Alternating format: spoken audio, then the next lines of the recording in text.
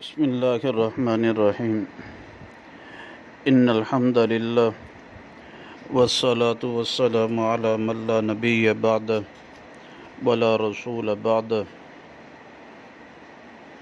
اما بعد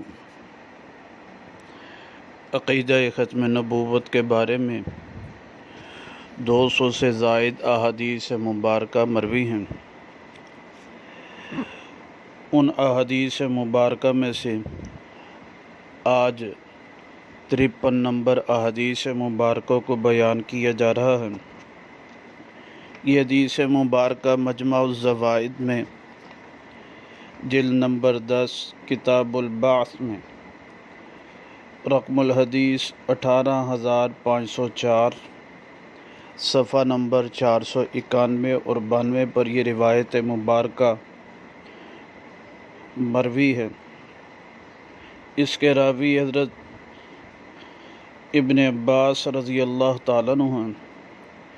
ابو نضرہ رحمہ اللہ اس روایت مبارکہ کو نقل کرتے ہیں، باتیں ہیں کہ میں نے سنا ابن عباس رضی اللہ تعالیٰ عنہ سے، جو بصرہ کے منبر پر بیٹھے خطبہ دے رہے تھے، اس میں انہوں نے طویل حدیث مبارکہ بیان کی۔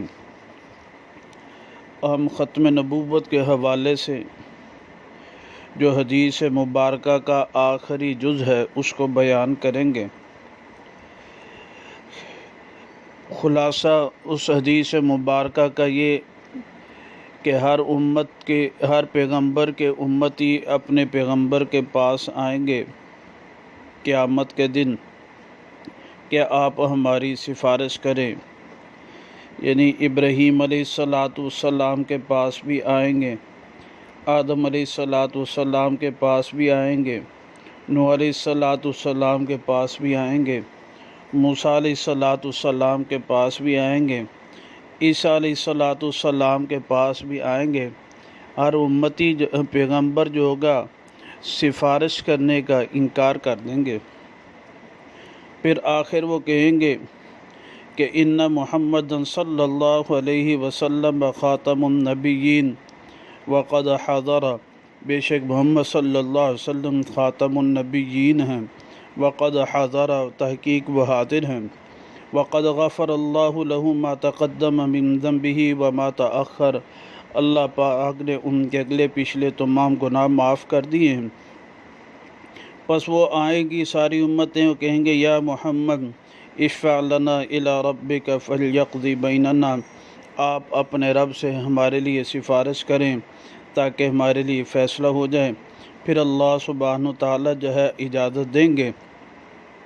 نادا منادن، پھر آواز دی جائے گی این احمد و امتہ، کہاں ہیں احمد اور ان کی امت، این احمد و امتہم، فیجیبون، جواب دیا جائے گا فنحن الاولون الآخرون، جو ہے ہم سب سے پہلے اول بھی ہیں آخر بھی ہیں، یعنی اللہ سبحانہ تعالیٰ نے نبی پاک صلی اللہ علیہ وسلم کو اول بھی بنایا، بعثت کے اعتبار سے آخری بھی بنایا جی۔ تو یہ حدیث مبارکہ میں فرمایا گیا ان محمد صلی اللہ علیہ وسلم خاتم النبیین، یہ ہمارا مستدل ہے۔ اللہ سبحانہ تعالیٰ صحیح